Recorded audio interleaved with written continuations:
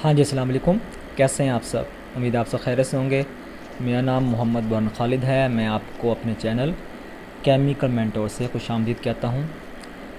इस तरह है कि आज मैं आपके सामने एक टेस्ट वीडियो लेके आया हूँ। असल में ये मेरा फ़र्स्ट एक्सपीरियंस है कि मैं पहली मर्तबा एक screen recorded video through laptop आपके सामने लेके आया हूँ। तो इसके लिए मुझे आपके कमेंट्स दरकार होंगे कि मुझे क्या इम्प्रूवमेंट लेके आनी चाहिए, क्या मुझे स्क्रीन रिकॉर्डेड वीडियो की तरफ आना चाहिए कि नहीं आना चाहिए। तो देखें, आज जो मैं आपके सामने टॉपिक लेके आया हूँ उसका नाम है tube pitch and tube clearance. और इसी किस्म के टॉपिक पर मैं मज़ीद वीडियोस आने वाले वक्तों में लेके आता रहूँगा, ताकि जो ख़ास तौर पर केमिकल इंजीनियरिंग से रिलेटेड स्टूडेंट्स हैं वो केमिकल इंजीनियरिंग से रिलेटेड कंसेप्ट्स पर को भूलने ना पाएँ और साथ साथ उनको रिकॉल होते रहें, ताकि उनको आगे जाके इंटरव्यूज़ वगैरह में मदद मिल सके। तो आज का हमारा टॉपिक है tube pitch and tube clearance. और इस टॉपिक को स्टार्ट करने से पहले मैं आपको ये बताता चलूँ कि ट्यूब पिच और ट्यूब क्लियरेंस का इस्तेमाल कहाँ पे है। ट्यूब पिच और ट्यूब क्लियरेंस का इस्तेमाल है shell and tube heat exchanger में। जितने भी मैकेनिकल इंजीनियर्स हैं, जितने भी केमिकल इंजीनियर्स हैं, बखूबी वाकिफ़ हैं कि shell and tube heat exchanger को डिज़ाइन करना कोई इतना आसान काम नहीं है।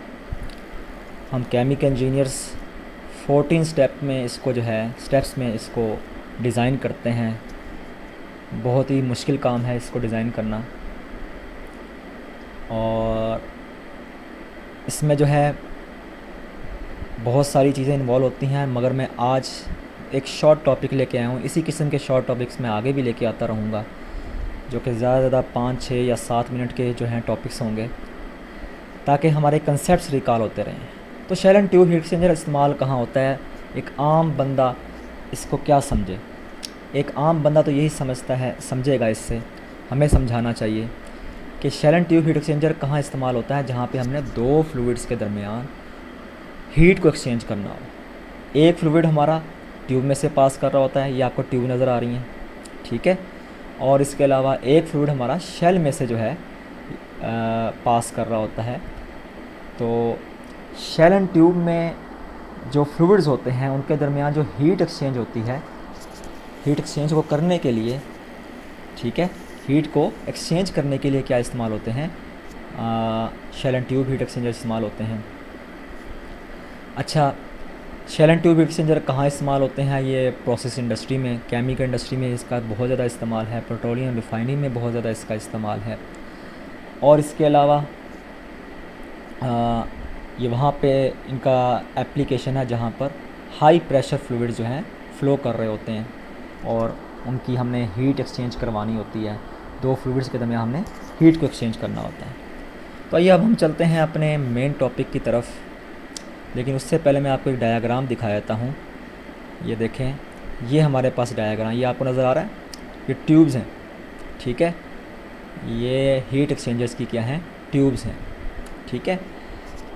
और इसी कंसेप्ट को हमने पढ़ना है कि ट्यूब पिच और ट्यूब क्लियरेंस में क्या फ़र्क है। तो आइए हम चलते हैं अपने टॉपिक की तरफ। ये देखिए, मैंने एक स्लाइड बना रखी है ट्यूब पिच और ट्यूब क्लियरेंस की, पावर पॉइंट पर, ठीक है। ट्यूब पिच क्या है, उसकी डेफिनेशन आपके सामने कर रहा है। It is the centre to centre distance between two adjacent tube in a shell and tube heat exchanger. किसी भी shell and tube heat exchanger में दो ट्यूब्स का सेंटर टू सेंटर डिस्टेंस, ये आपको सेंटर नज़र आ रहा है, इस ट्यूब का सेंटर और इस ट्यूब का सेंटर, ठीक है। दो ट्यूब्स का सेंटर टू सेंटर डिस्टेंस क्या कहलाता है, ट्यूब पिच कहलाता है। चाहे आप ये देखें, ट्यूब पिच कई किस्म की होती हैं। यहाँ पर उसने दो पिच दिखाई हैं, दो मतलब आपको पिच की टाइप्स दिखाई हैं। एक है ट्रायंगुलर पिच और दूसरी क्या है, स्क्वायर पिच, ठीक है। स्क्वायर पिच में भी आपको साफ नज़र आ रहा है, ठीक है, कि दो ट्यूब्स के दरमियान जो सेंटर टू सेंटर डिस्टेंस है, सेंटर टू सेंटर डिस्टेंस, ठीक है, ये क्या कहलाता है, ट्यूब पिच कहलाता है। और ये ट्यूब क्या होनी चाहिए, एडजेसेंट होनी चाहिए, बिल्कुल साथ साथ होनी चाहिए।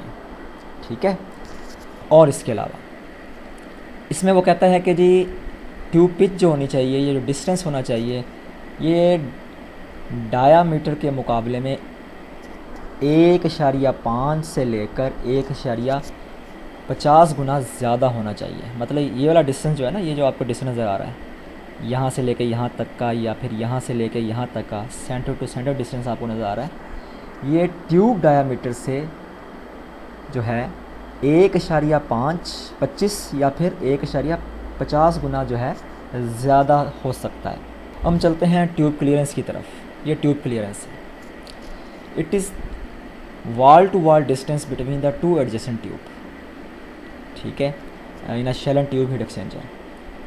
यहाँ पे वो कह रहा है कि दो ट्यूब्स के दरमियान की दीवारों के दरमियान जो डिस्टेंस होता है वो क्या कहलाता है, वो कहलाता है हमारे पास ट्यूब क्लियरेंस। जैसा कि आपको यहाँ पे इस डायग्राम में सी नज़र आ रहा होगा। ठीक है, इसमें असल में पिच भी दिखाई हुई है उसने और क्लियरेंस भी दिखाई हुई है, लेकिन जो आपको सी नज़र आ रहा है ना, ये दो वॉल्स के दरमियान क्या है, जो डिस्टेंस है, इसी को हम क्या कहते हैं, क्लियरेंस कहते हैं। ठीक है, अब ट्यूब क्लियरेंस कितनी होनी चाहिए, वो कहता है ट्यूब डायमीटर का 1/4 हिस्सा होना चाहिए। ठीक है, अगर फ़र्ज़ कर लिया ट्यूब डायमीटर मेरे पास है, फ़र्ज़ कर लिया मेरे पास है 100 सेंटीमीटर, 100 सेंटीमीटर। ठीक है, तो जो मेरे पास ट्यूब क्लियरेंस होगी वो कितनी होगी, 25 सेंटीमीटर होगी, 1/4 हिस्सा होगा क्लियरेंस। और ये बात आपने याद रखी है, जितनी ज़्यादा आप जो है ना दो ट्यूब्स के दरमियान फासला ज़्यादा करते जाओगे, इससे जो है ना हीट एक्सचेंजर की एफिशिएंसी पे बड़ा असर पड़ता है। तो आई थिंक आपको ये दोनों कंसेप्ट क्लियर हो चुके होंगे, जिसे मैंने आपको बताया ट्यूब पिच क्या होती है। Tube pitch centre to centre distance होता है बिटवीन टू ट्यूब्स। ठीक है,